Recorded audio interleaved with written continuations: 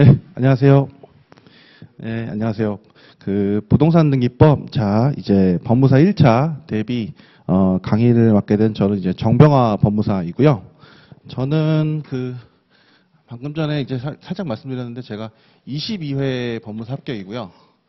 지금 여러분이 준비하시는 게 이제 30일에, 그쵸, 내년이죠. 네, 올해 시험은 끝났으니까 30일에 이렇게 시험을 이제 준비를 하시게 될 텐데, 제가 이제 어떻게 보면 지금 이 기본 강의를 들으시는 대부분은 이제 법무사 시험, 그러니까 이 공부에 대해서 거의 처음이라고 제가 생각을 하고 이렇게 말씀을 드려야 되는데, 들어오셔도 되는데. 네, 일단 그래서 이제 제가 전체적인 이제 법무사 수험에 관련된 얘기를 조금만, 공모론을 조금만 이제 하고 넘어가려고 하는 게, 저도 한 명의 수험생이었잖아요. 그리고 저는 법대 출신이 아니었습니다. 그래서 완전히 이제 이 학원에서 딱 이 합격협 학원에서 딱 여기 이제 교수진 분들 만나고, 그리고 딱 이제 3년, 그러니까 정확히 2년 7개월 공부해가지고 이제 법무사가 됐는데, 그리고 필드에서도 지금 일을 하고 있지만, 제가 수험생 때는 사실 자신이 없었어요. 그러니까 법대생도 아닌데다가 이런 이제 설명이나 이런, 그러니까 제가 이제 공부하는 방법에 대해서 이제 확신이 좀 없었는데, 제가 이제 합격을 하고, 그리고 법무사로서 이제 8년 차 일하면서 이제 수험도 그렇고 실무까지도 연계되는 과정에서 이제 법무사 수험이나 공부를 어떻게 해야 되겠다, 이런 것들을 좀 정립한 게 있는데, 일단 중요한 거는 법을 좀 이해하셔야 돼요. 네. 그러니까 이게 무슨 말이냐면, 당연히 이제 저희는 법무사죠. 그래서 지금 여러분이 아마 민법을 하셨을 텐데, 민법은 이제 실체법이라고 하고, 그렇죠? 그리고 지금 이제 우리가 하게 되는 부동산 등기법은 절차법이에요.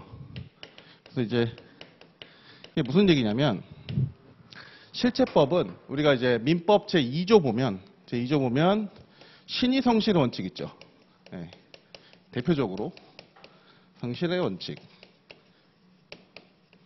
신의 성실 원칙을 보면 내용이 이렇게 되어 있을 거예요. 권리의 행사와 의무에 의항은 신의조차 성실하게 해야 된다. 그리고 2조 보면 권리는 남용하지 못한다, 이런 식으로 되어 있죠. 그러니까 이런 실체법은 사실 뭐가 남용이고, 그죠? 그리고 이제 어떻게 하면 당사자의 신의에 맞춰 이렇게 해야 되는지, 이런 내용들이 구체적으로 개별적으로 판례나 이런 내용을 들어가지 못하면, 그러니까 판단을 하지 못하면 이 실체법은 굉장히 어려워집니다. 그래서 생각을 되게 많이 해야 되고, 그리고 이런 이 실체법에 관련해서는 어떻게 보면 기존의 판단 과정에 대해서 자기의 생각보다 법리적으로 판단하는 거, 이런 것들을 좀 확실히 익히셔야 이제 이게 그러니까 솔직히 말하면 어려워요. 굉장히 어렵고, 이제 법관분들도 왜 우리가 3심까지 가면서 이제 항소심 이런 거 보면 법률심 대법원에서 법리 판단 잘못했다 이렇게 해가지고 완전히 이제 기각돼서 내려오고 이런 거 보면 사실 이게 굉장히 어렵습니다. 실체법은. 그렇기 때문에 여기를 이제 고득점 하겠다 혹은 이런 거보다는 생각을 되게 많이 하고, 우리가 이제 2차에서도 민법을 봐야 되기 때문에 그런 부분들을 이제 좀 많이 이제 염두에 두고 공부를 해야 한다고 하면, 지금 이제 부동산 등기법, 네, 절차법이죠. 자, 절차법은 그냥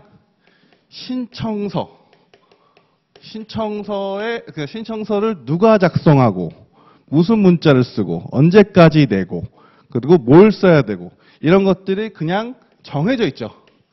네.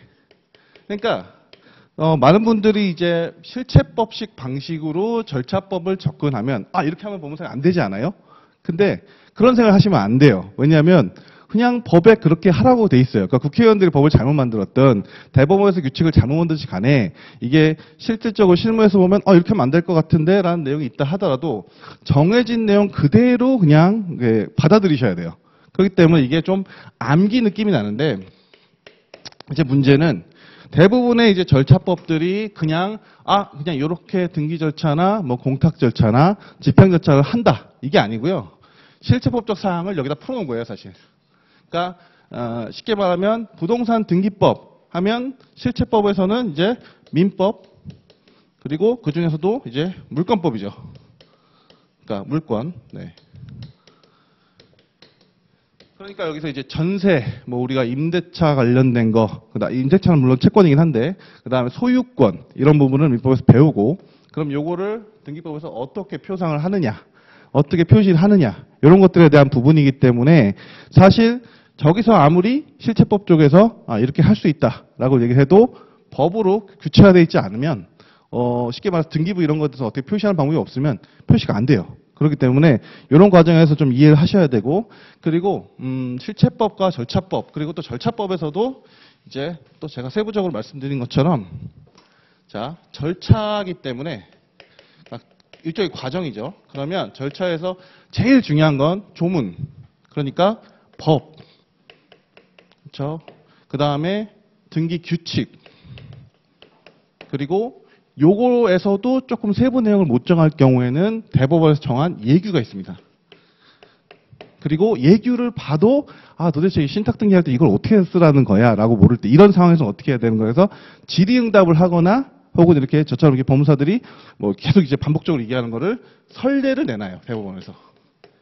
이런 경우는 이렇게 해라. 좀 특이한 상황이긴 한데 이런 경우는 이렇게 해라. 그래서 여기 있는 내용들이 사실상 그냥 바로 이제 저희 이제 문제가 되는 거고요. 그런 부분들을 명확하게 알고 계시는 분들이 그냥 합격하시는 거예요. 그러니까 이렇게 말하면 뭐한데, 많이 공부를 해보시다 보면 내가 이해가 돼서 내가 이제 법무사법 관련된 걸 좀 잘 안다라는 느낌보다는 사실 이 절차나 이런 규칙들이 거의 어떤 맥락을 가지고 계속 이렇게 좀 어떻게 메커니즘, 그러니까 돌아가는 원리가 있겠죠. 그러다 보니까 이렇게 되면 안 될 것 같은데, 혹은 이런 얘기들이 다 여기 다 있어요. 있는데 요거를 익숙하게 하는 순간 거의 합격에 가까워진다고 보시면 되고, 그러니까 제가 말씀드린 순간 의문을 품으면 안 돼요. 특히 절차법 이쪽은. 그런가 없다 하시면 되고, 없다? 그럼 없는 거예요. 규정이 없는 거예요. 그렇게 좀 단순하게, 입법에 불릴 수도 있지만 단순하게 생각을 하시면서 좀 받아들이는 그런 것들을 좀 가지셔야 되고요. 자, 그래서 이런 부분에서는 제가 좀 설명을 드리고 싶은 게, 이게 이런 마인드 없이 이제 우리가 법무사 8개 과목, 그 다음 1차 8개 과목, 2차는 7개 과목이잖아요. 요거를 그대로 이제 그냥 어떻게 보면은 외우듯이 이렇게 큰 컨셉 없이 이렇게 가면은 굉장히 어려워집니다. 그리고 여러분들이 아시겠지만 이제 1차만 저희가 하고 넘어가는 게 아니죠. 2차도 해야 되기 때문에 지금 1차식 객관식 방식으로 그냥 암기식으로 이렇게 요 정도만 내가 이제 객관식 질문 나오면 풀 수 있다. 이렇게 넘어가는 식으로 공부하시다가는 나중에 2차 가서 답안을 아예 못 써요. 그러니까 아예 못 쓰니까 제가 경험했던 부분이에요. 그러니까 이런 부분에 있어서는 좀 이제 그 정확한 마인드를 잡고 이렇게 가시면 좋고요. 자, 그 다음에 공부 이제 요 법무사 법 자체에 대한 성질에 대한 설명을 제가 해드렸다면, 이제 시험을 보는 데 있어서 자, 시간 안배, 그러니까 효율적인 공부를 좀 하셔야 되는 게, 저도 공부할 때 이 부분을 되게 많이 생각을 했던 것 같아요. 그래서 저는 교재 같은 거 살 때 이렇게 뭐 자료 같은 거 구할 때 아끼진 않았어요. 그래서 왜냐면 시간을 줄이는 게 저한테는 그 한정된 자원을 이제 잘 이용하는 거라고 생각했거든요. 그래서 그런 부분이 있었는데, 근데 물론 그렇다고 해서 너무 많은 정보를 가지고 있는 것도 좋지는 않습니다. 그래서 제가 전체적인 이제 그림을 그려드리면, 이제 우리가 기본 강의를 하죠. 기본 강의를 하고, 사실상 이게 입문이에요. 그리고 학원에서 좀 중요한 과목들은 이제 집중이론, 그래서 심화 과정 하죠. 집중, 이제 심화 과정을 하고, 그 다음에 이제 객관식을 합니다. 3순환. 그리고 이렇게 최종 정리. 최종 정리를 이렇게 하는데, 이렇게 구분을 나눠놓은 이유가 있어요. 왜냐하면, 예를 들면, 기본 강의 1차를 하실 때, 내가 어차피 1차를 합격하기 위해서는 객관식을 미리 봐야겠다. 이런 질문 제일 많거든요. 근데 저도 이렇게 공부할 때 처음에는 객관식 문제를 바로 접하면서 이렇게 강의를 하려고 했어요. 그러니까 공부를 하려고 했어요. 근데 아무 의미가 없어요. 그걸 왜 말씀드리냐면, 우리가 1차만 보는 게 아니고 2차도 보는 거죠. 그러니까 객관식 지문을 먼저 보면서 이렇게 답을 맞추는 식으로 공부를 해보면 이 기본 강의 때 생각하는 힘이 없어져요. 그러니까 뭐냐면, 우리가 2차 시험을 딱 가면, 지금은 더 심해졌는데 전에는 암기한 거 위주로 그냥 이제 내가 아는 거 쭉 쓰는 내용으로 이렇게 좀 문제를 냈었다면, 지금은 사례로 나와요. 그러니까 그냥 의뢰인이 와서 이제 이렇게 하는데 법무사님 어떻게 해야 될까요? 라고 물어보는 것처럼 비슷하게 나오다 보니까 그냥 정해진 문제를 그냥 따라가서 답을 이렇게 나온다라고 이렇게 공부하신 분들은 이 생각하는 힘이 여기서부터 이제 문제가 생기는 거예요. 그래서 그 1차 시험은 굉장히 고득점 하시거나 합격을 잘 하시는데 2차 답안지를 보면 엉망이 되거나 쉽게 말하면 이제 문제 자체도 그러니까 문제 자체에 대한 파악도 잘 안 돼요. 그래서 그런 것들을 자꾸 보니까 특히 이 부동산 등기법 같은 경우에는 원래도 지금 이제 교재 이렇게 편제나 이런 것들이 2차에도 많이 맞춰져 있습니다. 그래서 암기해서 외우는 방식으로 쓰는 것도 많이 맞춰져 있지만 그 작년 기출이나 이런 것들 한번 2차 문제를 보시면 거의 그냥 사례형 아예 등기부를 던져놓고 거의 관련된 내용을 든 다음에 판단할 수 있는지를 봐요. 그러니까 거기에서 암기는 그러니까 당연히 이제 외운 것들이나 아는 내용들은 당연히 쓰게 돼 있고 이러다 보니까 조금 이 전체적인 구조에 있어서 기본 강의 하실 때는 내가 어느 정도를 성과를 내겠다.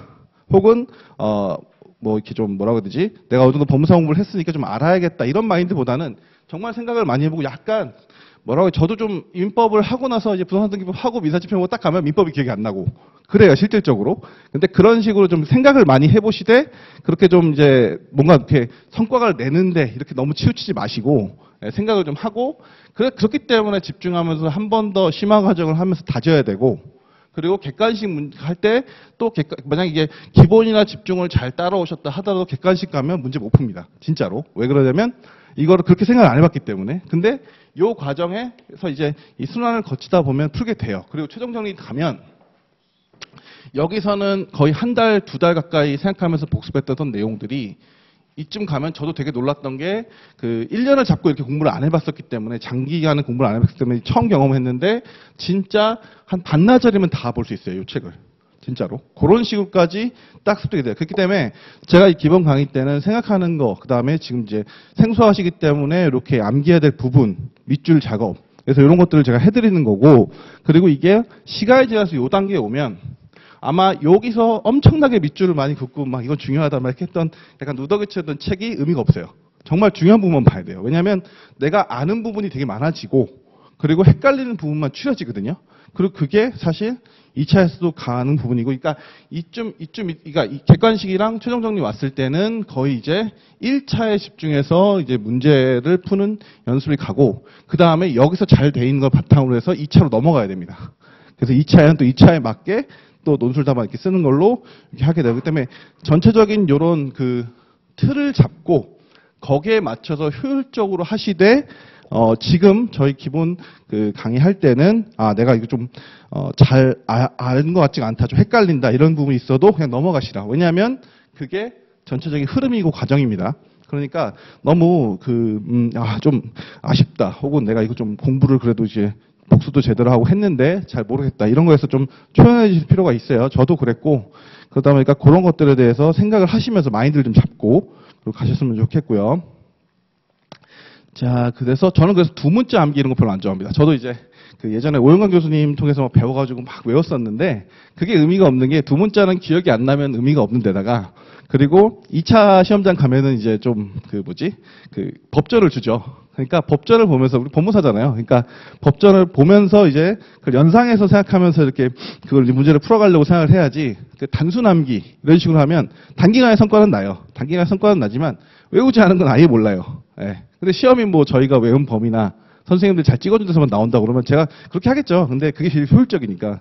근데 저는 그렇게 생각 안 하고 지금 법무사로 일하면서도 지금 저한테도 의뢰인분이 예를 들면 뭐 국제사법 관련된 부분에서 아포스티오 관련된 문제 물어보면 법을 찾아봅니다. 제가 예규나 보고, 그 다음에 진짜 필요한 경우에는 법원행정처에 질의도 하고, 그러니까 이런 식으로 법무사로 일하실 때까지도, 그러니까 지금 공부하는 방법 스타일대로 쭉 이렇게 조금 이제 차근차근 하시는 거를 좀 익숙하게 이렇게 생각을 좀 많이 해보시고 하셔라. 그리고 지금은 그런 단계예요. 그래서 뭐 제가 가급적이면 뭐 제가 일정이 있어서 바로 가거나 이럴 경우도 있지만, 그렇지 않다고 그러면 제가 질문을 웬만한 건 다 받습니다. 다 받고, 제 2차 할 때는 저한테 이게 질문 리스트를 가져와가지고 이렇게 물어보시는 분도 있었어요. 근데 가급적이면 제가 시간이 부족해서 서면으로 답변을 드리더라도 이렇게 해드리고, 지금 이렇게 생각을 많이 하셔야 되고, 이때 가면 저 질문 안 받을 거예요. 왜냐하면 이때는 질문하고 이럴 때가 아니에요. 생각을 넓힐 때가 아니고, 아는 거 다져가지고 빨리 합격 가능한 점수를 가야 돼요.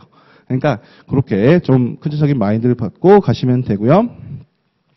그 다음에 마지막으로 말씀드리고 싶은 게, 좀 꾸준하게 하셔야 됩니다. 그러니까 저는 많이 공부하는 걸 바라지 않아요. 하루에 그러니까 뭐 내가 10시간씩 해야지, 8시간씩 해야지. 물론 그렇게 하시는 분들도 있고 대단한 의지를 가진 분도 계시는데 꾸준하게 하시는 게 무슨 얘기냐면 그러니까 가랑비에 옷 젖듯이 계속 젖어 나가야 돼요. 그러니까 오늘 공부가 안 된다. 그러면 하지 말자 이게 아니고 내일 좀 더 하자. 약간 이런 마인드로 하시고 저도 그 마인드를 바꾼 다음에 그 1차 평균 점수가 60점에서 80점으로 바뀌었거든요. 그러니까 무슨 뜻이냐면 꾸준히 계속 내가 이걸 반복적으로 하는 게 중요하지 단기간에 많이 했다? 절대 저희 시험은 그럴 수가 없는 양이에요. 그래서 저도 강남 8학군 나와가지고 저도 대치동에서 공부를 했는데 그렇게 좀 자신 있었다고 생각했던 저도 이거 법무사를 접하면서 이거는 그냥 정말 지구력 싸움이구나. 그리고 하루하루가 이제 누적돼서 내가 법무사가 되는 거지 절대 단기간에 그리고 머리가 좋다? 아니에요. 제가 2년 7개월 걸렸다고 했는데 1년 7개월 걸린 저보다 그 한 횟수 앞에 있는 친구가 최대생이고 저보다 어린 20살 여자 친구였는데 지금 그 친구는 지금 법원행 근처에 있어요. 더 수석해가지고. 근데 그 친구가 제가 이제 공부할 때 이렇게 보면 여기 복도에서 제가 근저당권 관련된 설명을 제가 해주고 그랬던 친구예요. 근데 지금은 저보다 선배고 그러니까 그 친구는 정말 어떻게 보면 그 꾸준함을 가지고 쭉 갔던 것 같고 그래서 그런 것들로 해서 누적된 게 저보다 훨씬 더 뛰어났던 거죠. 그러니까 그런 것들을 이제 말씀드리다 보면 이제 그 기본적으로 가지고 계신 나이라든지 역량이라든지 어떤 그런 자기가 기존에 어떤 사람인지 중요하지 않고 지금부터가 중요합니다. 지금부터가 중요하고 그리고 아이러니하게도 이 과정 속에서 이때 다 중요하지만 이 마지막까지 임박했을 때까지 버티는 게 왜냐하면 지금은 여유가 좀 있으실 거예요. 체력적으로도 그렇고 공부적으로. 근데 나중에 이때쯤 가면 굉장히 이걸 괜히 했나? 이러면서 이때 많이 사라져요. 수험생들이. 저도 지금까지 공부하고 있는 친구 중에 이때 많이 사라진 친구들이 있어가지고 그러니까 좀 끝까지 하실 마음 하시고 저도 그래서 개인적으로는 효율을 말씀드렸죠. 그러니까 그렇게 자신이 없으시면 하지 마세요. 개인적으로 그런 마음입니다. 제가 해보니까 그래요. 정말 시간 낭비만 될 수 있어요. 자, 그래서 여기까지 제가 일반적인 공부 방법론 이런 거에 대해서 조금 이제 말씀을 드렸고요. 기본 강의니까 이제 그 강의를 나가야겠죠. 그래서 자, 먼저 이제 교재를 참 보시면요.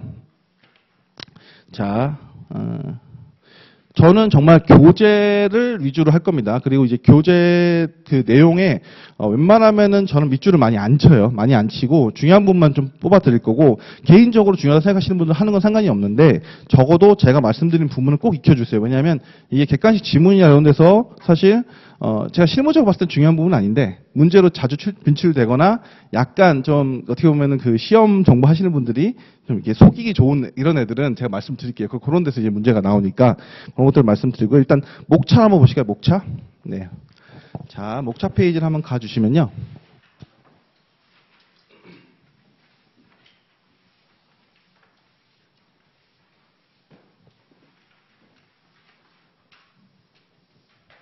자, 전체적인 구조를 한번 말씀드리면 우리가 이제 총론이 있고 이제 강론이 있어요. 사실 우리가 실제적으로 이렇게 부딪히는 것들은 강론의 이런 세부적인 소유권에 관한 등기면 소유권에 관한 등기, 소유권 외의 등기, 전세권이면 전세권 이런 식으로 개별적으로 나옵니다. 근데 항상 이제 우리가 수험서 볼 때는 먼저 총론부터 보게 되죠. 총론이 어려운 이유가 뭐냐면 여기 강론에 있는 공통적인 특징들을 원칙적인 걸 다 빼놓은 거예요, 앞에다가. 그러다 보니까 갑자기 얘기하다 신탁 갑자기 등기 나오고 뒤에 있는 얘기가 그러다 보니까 이게 좀 어려워 보이실 수 있는데 그거는 다 제가 볼 때는 나중에 시간이 지나면 다 해결되는 부분이라서 제가 설명드릴 때도 이런 특징이 있다라고 말씀을 드리지만 지금 벌써 가등기라든지 신탁등기라든지 이런 것들을 내가 어느 정도 알아야 되지 않나 하고 막 이렇게 조급해 하실 필요가 없어요. 뒤에 가면 자연스럽게 강론에서 세부적으로 하게 되고요. 지금은 전체적인 속성을 보는 거예요. 그냥 큰 아웃라인을 그리는 겁니다. 그래서 총론이 먼저 이렇게 나오고 자 보시면 1페이지 총론 절차가 쭉 나오고요. 한 페이지 넘겨보시면 자 291페이지 그러니까 거의 300페이지 가까운 부분에서 쭉 설명을 하고 그 다음에 세부적으로 표시에 관한 등기부터 이제 마지막 쭉 가서 이제 도산 등기 절차까지 쭉 세부적인 게 하나 나옵니다. 이런 과정을 좀 큰 틀을 이해하시고, 자, 이렇게 해서 이제 한번 쭉 보시면요. 뭐 등기제도, 등기사항, 등기관한 장부 이런 거, 제가 원래는 이제 목차에다 별표를 다 쳐드리고 그랬었는데 큰 의미가 없더라고요. 그래서 그 마지막 시간에 제가 가급적이면 다 끝나고 나서 이제 한번 이제 전체적인 거를 보는 입장에서 제가 마지막에 이제 별표를 좀 쳐드릴게요. 중요한 부분. 그러니까 다른 건 몰라도 이런 것들은 1차, 2차 공통적으로 중요하다. 그래서 제가 마지막에 또 목차 한번 설명을 드릴게요. 그거는. 네, 그렇게 해서 전체 책을 보시면 되고, 이 책에 단권화하는 거를 좀 많이 저는 권장을 해드리는 게, 단권화가 뭐냐면 이것만 보면 된다라는 거죠, 한마디로. 그래서 지금 제가 오늘 참고 자료를 드린 게 부동산 등기법하고 지금 등기사항 증명서, 네, 요거를 드렸을 거예요. 근데 요거는 등기사항 증명서 같은 경우에는 그래도 등기법을 하는데 등기부 자체를 우리가 모르고 등기법을 하면 굉장히 좀 뜬구름 얘기가 됩니다. 그래서 드린 거고요. 등기법은 원래 교재에 다 들어가 있어요, 조문이. 그런데 제가 이걸 왜 드렸냐면, 요거부터 설명을 드리면, 등기법이 올해 9월 20일 날 국회에서 개정안이 통과가 됩니다. 뭐 법은 매년 뭐 개정이 되면서 새로운 얘기가 추가되고 뭐 이렇게 되는데, 이제 요 개정안에는 정말 약간 부동산 등기법 기존의 절차를 많이 뒤집는 그런 어떻게 보면 좀 드라마틱한 개정이 좀 많이 들어서요. 실무적으로도 그렇고. 근데 요게 시행이 이렇습니다. 1월 31일부터 시행이에요. 자, 이게 어디 나오냐면, 자, 우리 제가 드린 참고 자료 중에, 참고 자료에서, 자, 한 장 넘겨보시면요. 7조의 2가 보이실 거예요. 상단에. 그 두 번째 장 보면 7조의 2. 관련 사건 관할에 관한 특칙. 이게 지금 현행 조문이 아니에요. 하단에 보시면, 그러니까 7조의 3 위쪽에 보시면, 본조 신설이 9월 20일이죠.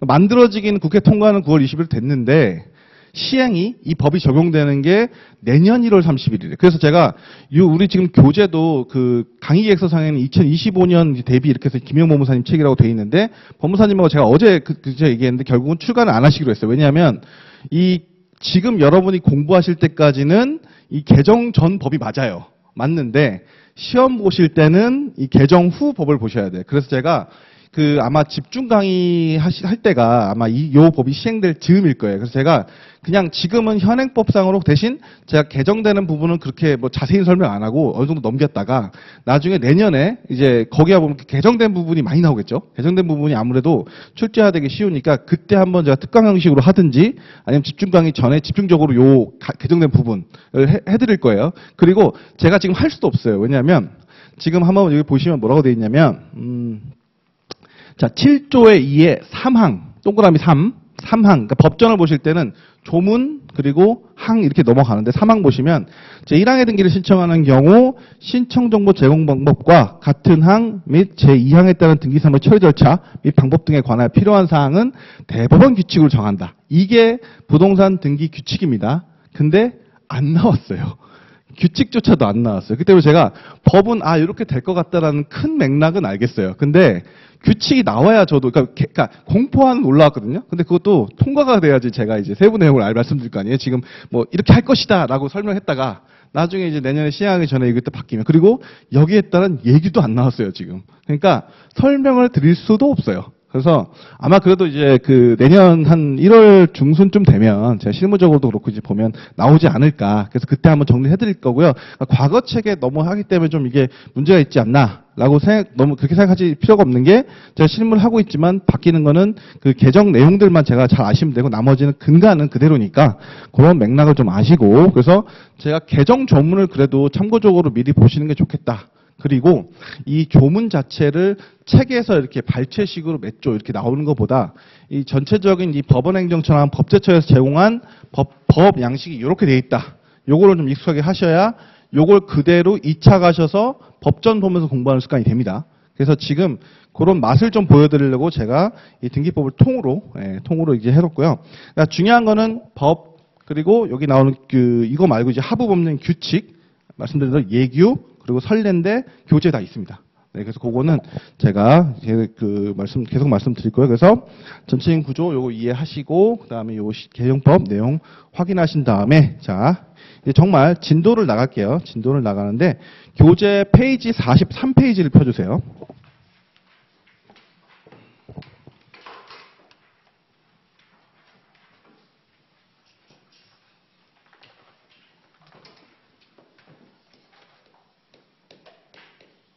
제가 법무사로 처음 일할 때 저희는 이제 등기부 이런 것들을 보면서 등기 신청을 어떻게 해야 되나 이런 거 생각하잖아요.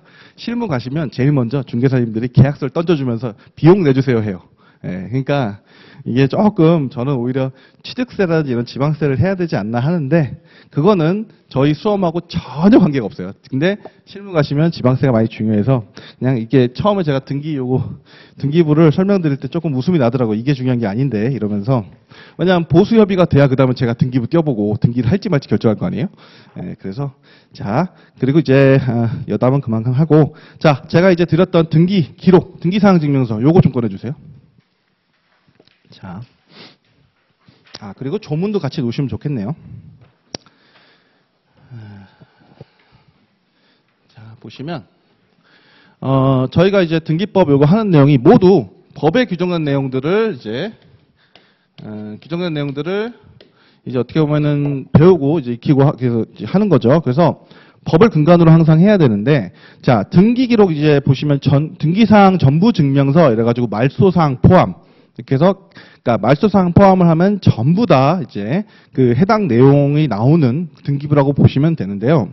자, 건물 위에 상단에 그 주소가 있죠. 서울특별시 관악구 봉천동 868-1 어딜까요? 네, 지금 여러분이 계시는 요 건물 등기부입니다. 네, 요 건물 현황 등기부예요. 그래서 건물이 등기부가 이렇게 돼 있구나 보시면 되는데 자, 제가 드렸던 법 조문의 34조를 가주세요. 34조.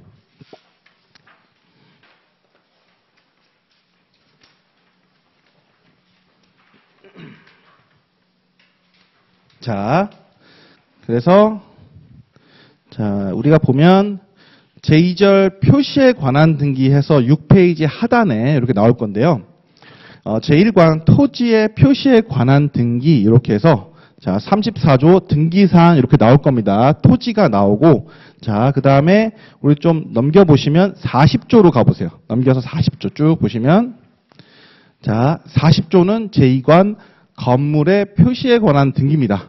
그러니까 건물의 현황이나 이런 내용을 보려면 등기를 어떻게 하는지를 여기 조문에 나와 있죠. 40조 사항 등기사항을 보시면 1항 그 등기관은 건물 등기 기록 표제부에 다음과 같고의 사항을 기록해야 한다. 그래서 등기 기록 볼까요? 봉천동 거. 자, 그 상단에 표제부 이렇게 나오죠. 그러니까 지금 건물 등기 기록에 대한 조문대로 이렇게 표시를 쭉 해놓는 겁니다. 그래서 실질적으로는 지금 표시번호 이렇게 보시면 1번 표시번호, 2번 표시번호하고 한 장 넘겨보시면 표시번호 3, 네. 2페이지에, 네. 표시번호 3. 이게 현재 요 건물의 그 현황에 관련된 부분이에요. 그래서 표제부라는 게 있고요. 네. 표제부. 네. 그래서 여기는 이제 현황 관련된 부분이 표시가 된다. 네. 그리고 요거는 이따 제가 강의 때 하겠지만 현황에 관련된 부분은 뭐랑 일치가 돼야 되냐면 우리가 보통 흔히 대장이라고 하는데 대장 이 건물의 건축 허가부터 보존 그러니까 처음에 건축 허가부터 사용 승인까지 나오는 건축물 대장이 있을 겁니다. 네, 건축물 대장 이렇게 해가지고 건축물 대장 내용을 등기부에서 똑같이 이 부동산의 현황을 표시해 줘야 되니까 이렇게 지금 표시를 해놓은 거죠. 자, 그래서 이제 그 40조 등기사항 같이 보시면 표시번호 표시하라고 했고 접수연월일, 소재, 지번 및 건물의 번호, 네, 그리고 다만 같은 지번 위에 한 개의 건물이 있는 경우에는 건물 번호는 기록하지 않는다 이렇게 돼 있고 자, 건물의 종류, 구조, 면적 이런 것들이 쭉 나옵니다. 그래서 등기 원인 이렇게 해서 이거는 지금 뭐 암기하실 필요 없어요. 그냥 쭉 보시는 거예요. 네, 그래서 이렇게 쭉 건물의 표제부가 나와서 그렇죠. 이렇게 쭉 나온다고 보시면 되고요. 그래서 등기 원인까지 이렇게 나오죠. 자, 표제부가 이렇게 구성되는구나 한번 보시면 되고요. 그 다음에 하단에 또 박스 하나 나오죠. 그래서 갑구 이렇게 보시면 돼요. 갑구. 자, 갑구는 뭐냐면 자, 법조문 48조로 가주세요. 48조. 법 제48조. 자, 제3절 권리에 관한 등기. 이렇게 해서, 자, 1항 등기사항 보시면, 갑구 또는 을구의 권리에 관한 등기를 할 때에는 다음 각호의 사항을 기록해야 한다 해서 갑구가 나오고 을구가 나옵니다. 그죠? 그래서 지금 갑구 이렇게 보시면, 내용이 나오고, 그 다음에 한 장, 그러니까 바로 다음 장, 옆 장 보시면 을구 이렇게 나오죠, 박스가. 그죠? 그래서 이건 권리에 관한 사항란이라고 보시면 돼요. 자, 그래서 갑구부터 보면요. 자, 등기사항이 순위번호가 나오고요. 우리 경매 같은 거 보면 소유권의 순위 이런 거 볼 때는 보통 이 순위번호가 중요합니다. 그래서 갑구 순위번호, 그 다음에 등기 목적, 그리고 접수연월 및 접수번호, 그리고 등기 원인 및 그 연월일, 그리고 권리자 및 기타 사항란. 그래서 표제부랑 좀 다른 게 표제부는 현황만 표시를 해주다 보면 되니까, 그렇죠? 권리자 및 그 기타 사항란 기재할 필요가 없죠. 그래서 이렇게 차이점, 권리에 관한 부분 이렇게 나눈다는 거. 그리고 이어서 을구도 보시면, 을구도 칸은 똑같아요. 근데 그 보시면 을구 옆에 그 괄호 부분을 보세요. 그럼 뭐라고 되어 있냐면 소유권 이외의 권리에 관한 사항. 그러니까 여기는 소유권에 관한 사항. 그렇죠? 그리고 을구는 소유권 이외. 그렇죠? 소유권 이외의 물건이 뭐 생각나시는 게 뭐 여러 가지 있겠지만 우리 용익 물건에서 전세권 이런 것도 있을 거고요. 그다음에 담보 물건으로서 뭐 근저당권 이런 권리도 있죠. 지역권. 민법에서 다 하셨죠. 이런 애들이 여기 들어가는 거고 이 소유자에 관련된 부분은 갑구에 들어가는 겁니다. 그래서 자, 건물주부는 제가 잘 몰라서 어쨌든 지금 황국진님이시네요. 황국진님. 네, 권리자한테 기본. 그러니까 등기부는 누구나 우리가 공시가 돼서 볼 수가 있는 거죠. 그래서 이렇게 열람을 해서 권리에 관한 사항을 확인할 수 있고요. 을구 보시면 전세권이 하나 설정되어 있을 텐데, 네, 전세권에 이제 우리 1층 세븐일레븐 있죠? 네, 세븐일레븐. 네, 그래서 요 전세권이 설정되어 있구나. 네, 요거 정도 확인해 주시면 되고, 그 다음에 근저당권 설정에서도 돈도 빌리셨나 보네요. 그래서 뭐 채권 최고액 이렇게 해가지고 나오는데, 이 세부적인 내용은 각 층에서 제가 설명을 드릴 거고요. 이런 식으로 등기부가 누구나 열람을 할 수 있고, 건물에 대해서 이렇게 나오는구나. 네, 이렇게 한번 확인을 해주시면 좋습니다. 저도 수험할 때 부끄럽지만 법무사 공부를 하면서도 등기부를 한 번도 못 봤어요. 오히려 저희 어머니 일이 있어가지고 이렇게 확인하고 하면서 등기부를 내가 이렇게 작성되는구나를 오히려 역으로, 그러니까 등기부를 보고 책을 이해했으면 훨씬 쉬웠을 텐데 등기부도 보지 않고 책을 이해하면 정말 재미없고 무슨 얘기인지 모르겠어요. 뭐 어디에 기록하고 뭐 등기사항은 어떻고 접수번호 어떻고 갑구가 어떻고 뭐 이랬는데 지금 이렇게 일반적인 등기사항은 이렇게 된다는 거. 네, 를 보시면 되고요. 자, 그래서 이제 책을 볼게요. 43페이지에 오시면. 자, 그래서, 제3절 등기부 등 해서 지금 방금까지 우리가 본 걸 기초로 이제 책을 좀 정리를 해보면요.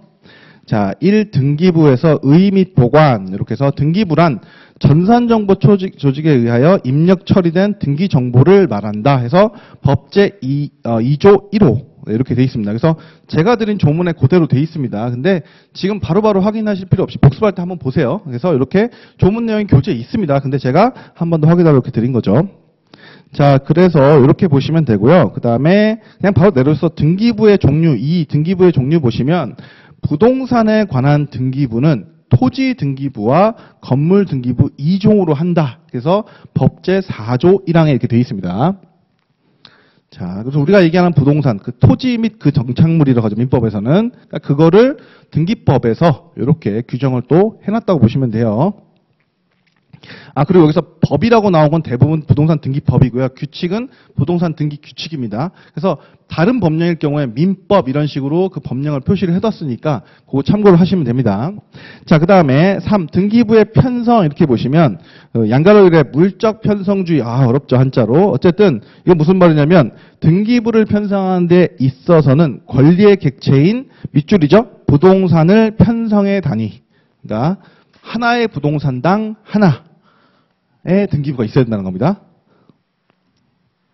단위로하는 것을 물적 편성주의라고 하는데 우리나라의 등기부의 편성이 이에 속한다 해서 법제 15조 1항에 그 근거가 있다. 이렇게 표시가 돼 있죠. 그래서 그 하단에 양가로 위에 1부동산 1등기기록주의 원칙, 이게 대원칙이거든요. 그래서 한 개의 부동산, 즉 1필의 토지 또는 1동의 건물에 대하여는 한 개의 등기기록만을 사용한다. 이렇게 돼 있죠. 그래서 그 부동산은 하나인데 가끔 멸실이 되고 그 기존의 등기부가 남아있고 그 상태에서 신축을 해가지고 등기부가 또 있으면 이런 것들을 소위 말하는 중복 등기고 앞에 건 없어져야 되는 거거든요. 그러니까 그런 경우가 가끔 착오로 이제 있는 경우가 있어요. 그런데 그거는 그 말소의 근거는 그러니까 없어지는 근거는 1부동산 1등기기록주의에 위반되죠. 네, 그래서 이렇게 양락을 보시면 되고 또 양가로 3 구분 건물의 등기기록에 관한 특칙. 네, 요거를 이제 보시면 되는데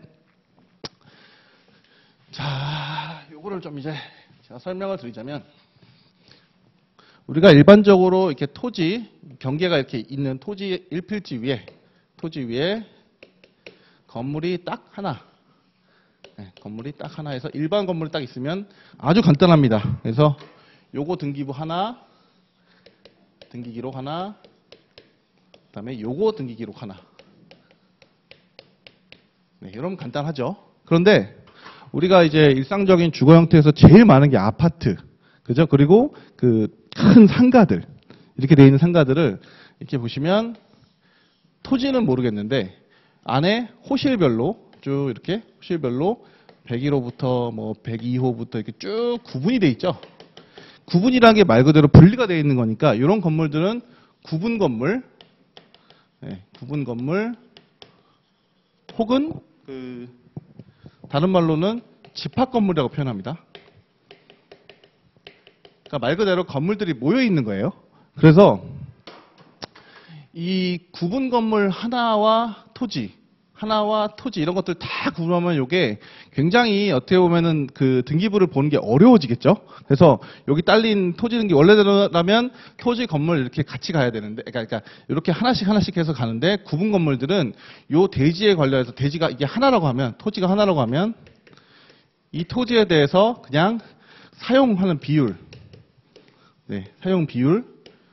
그러니까 쉽게 말하면 101호만 가지고 있는 사람이 이 토지 사용권이 얼마 있는지 요것만 하나의 등기부로 묶어서 관리를 하는 거예요. 구분 건물 혹은 집합 건물이. 그래서 여기 지금 교재 내용을 보시면 구분 건물 등기기록에 관한 특치 이렇게 해서 일동의 건물은 그 구분한 건물에 있어서는 일동의 건물에 속하는 전부에 대하여 1등기기록을 사용한다. 네, 이렇게 나오죠. 23년 기출인데 자, 그래서 지금 보시면 아까 우리가 요 건물에 대해서는 표제부, 그다음 갑구, 을구 이렇게 봤었잖아요. 근데 요 지금 제가 말씀드리는 이 집합 건물, 큰 건물에 관해서는 1동, 그러니까 하나의 전체 건물에 대한 표시가 있어야 될 거고, 그다음에 이 세부적으로 101호 요런 그 세부적인 구분 건물에 있어서는 요걸 뭐라고 표현하냐면 법적으로는 전유부. 그러니까 101호 소유자가 오롯이 자기가 다 소유하는 전체를 소유하고 있는 그런 부분이라고 하니까 101호 전유부에서 1동의 표제부, 전유 부분의 표제부, 갑구, 을구 이런 식으로 구성이 되어 있습니다. 그래서 요거는 이제 말로 설명하면 좀 어려우니까 자, 제가 드렸던 참고자료 등기기록, 네, 등기기록 보시면요. 거기 이제 안양시계 나올 거예요. 안양. 집합 건물 이렇게 해서 자, 요게 이제 구분 건물 등기부예요. 자, 보시면 집합 건물. 그래서 경기도 안양시 동안구 호계동 이렇게 나오죠. 자, 구조는 표제부가 나오고요. 또 하나 넘겨보시면 그 다음에 갑자기 그 밑에 칸에 대지권의 목적인 토지 이렇게 나와요.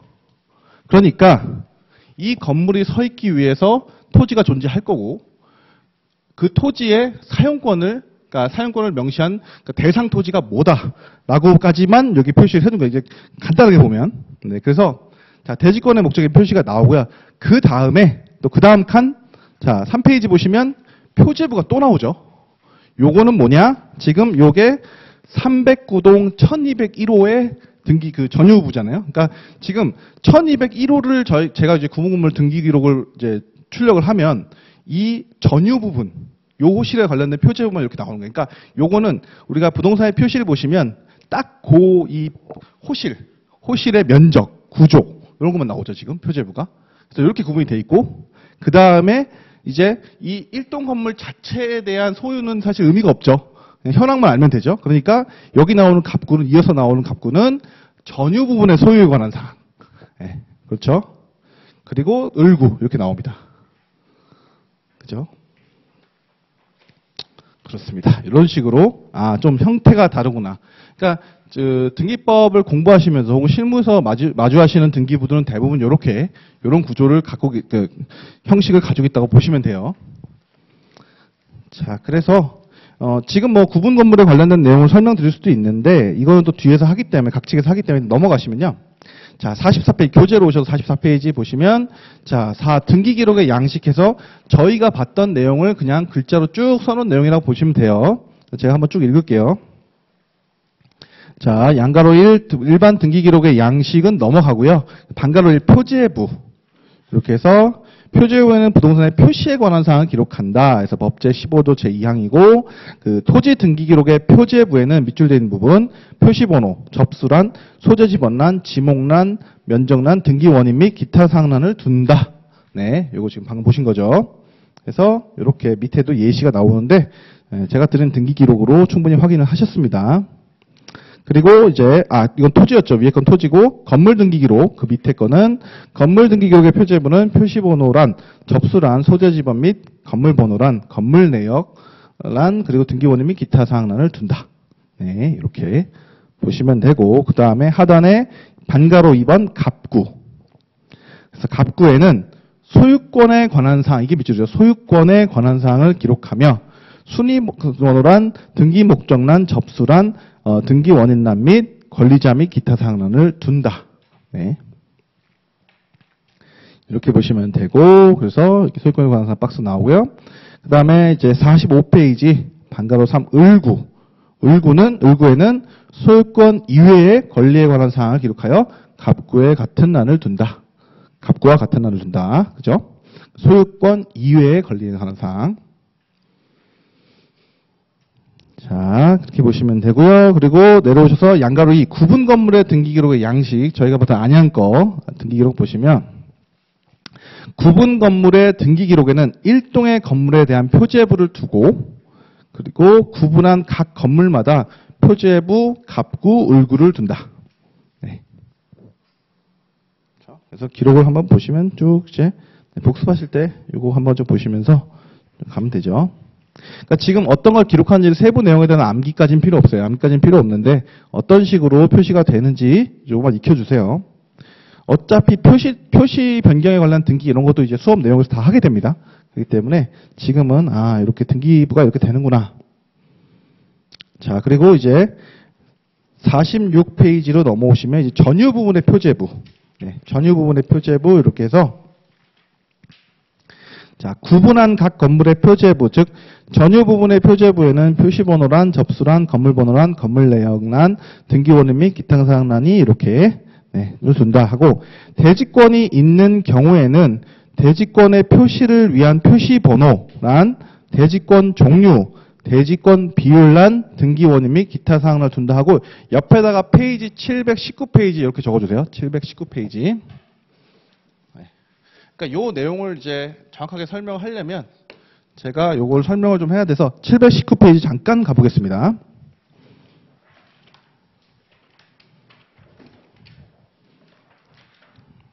자, 719페이지 상단에 이 대지 사용권이라는 게 있어요. 대지 사용권. 네. 자, 보시면 양가로의 의 한번 읽어볼게요. 어떤 토지 위에 건물을 소유하기 위하여는 그 토지에 대하여 사용 권한이 있어야 되는데, 그러니까 남의 땅에다가 그냥 건물 지어놓으면 바로 철거죠. 그러니까 사용할 수 있는 권한이 있어야 하는데 이는 구분 건물을 소유하는 경우에도 마찬가지입니다. 그래서 건물의 종류는 상관이 없죠. 이와 같이 밑줄이죠. 구분 소유자가 전유 부분을 소유하기 위해서 건물을 소유하기 위해서랑 같은 표현이죠. 건물의 대지에 대하여 가지는 권리는 대지 사용권이라고 합니다. 그래서 지금 남의 땅 위에다가 건물을 이렇게 쓸 수는 없지만 내가 아파트 여기서 이 전유 부분 101호, 그러니까 전체 건물을 소유한 건 아니죠. 그래서 이 101호를 소유하기 위해서 당연히 이 밑에 부속하는 대지 사용권도 있어야 하기 때문에 여기에 대한 이제 사용권, 그렇죠? 그래서 대지 사용권이라고 한다. 네. 사용권이라고 하고요. 자, 그래서 그렇죠. 그래서 대지 사용권을 하고요. 대지 사용권의 대상인 토지는 법정 대지 뿐만 아니라 규약상 대지도 포함한다. 그래서 이 대지 사용권을 이제 가지고 있고, 그 다음에 이제 720페이지로 넘겨주세요. 지금은 그러니까 제가 각 책 내용을 이제 세세하게 설명은 안 하지만 이 앞의 내용을 설명하기 위해서 또 간단하게 말씀드리면요.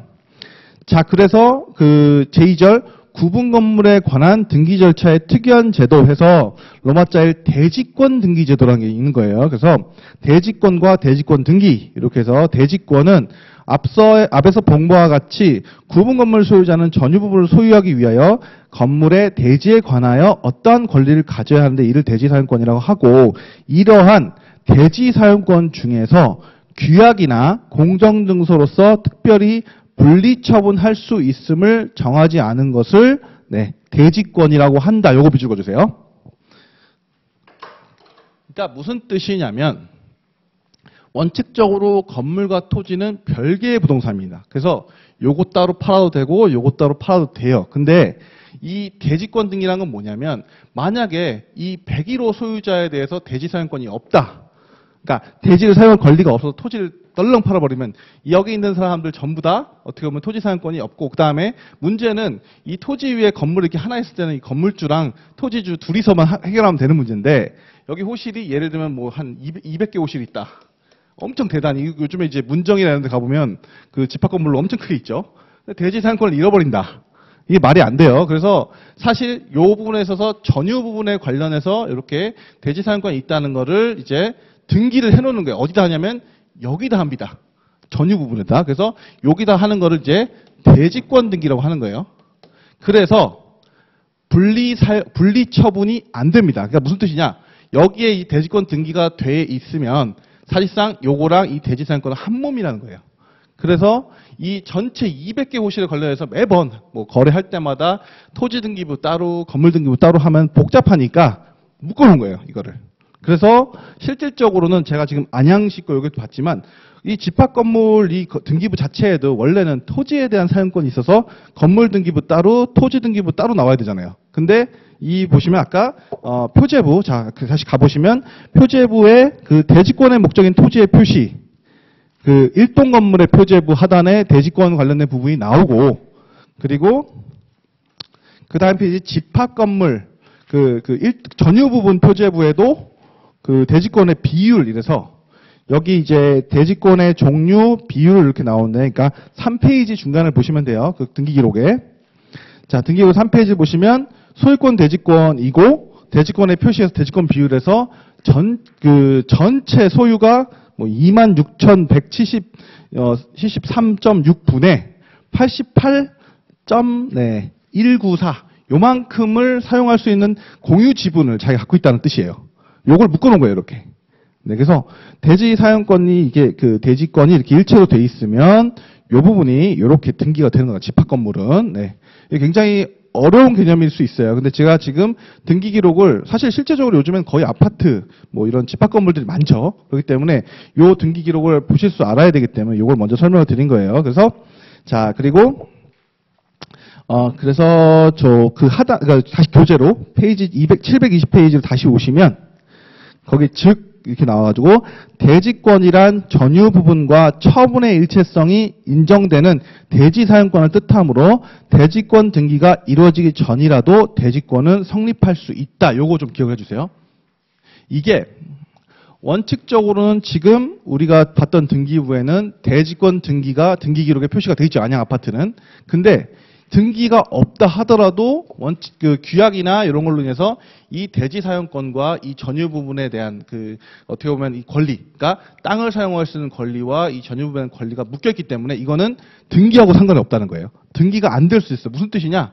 토지가 막 여러 명이 소유하고 있는데 대단히 이런 건물을 지어버리면 이 대지 사용권 비율 정하는 거라든지 이런 것들이 안 될 수가 있어요. 하지만 전유 부분을 소유한다는 건 사실 대지 사용권도 있다는 뜻이에요. 그래서 등기 기록상 절차상에서 정리는 되지 않아도 그 처분의 일체성이 인정되는 대지 사용권이 있을 수 있다라는 거 그것까지만 기억해 주세요. 꼭 항상 대지권이라는 게 등기 기록과 등기부의 그러니까 그 좀 어려운 표현을 하면 우리가 물권 변동은 원칙적으로 186조 민법 186조에 따르면 등기를 해야만 되죠.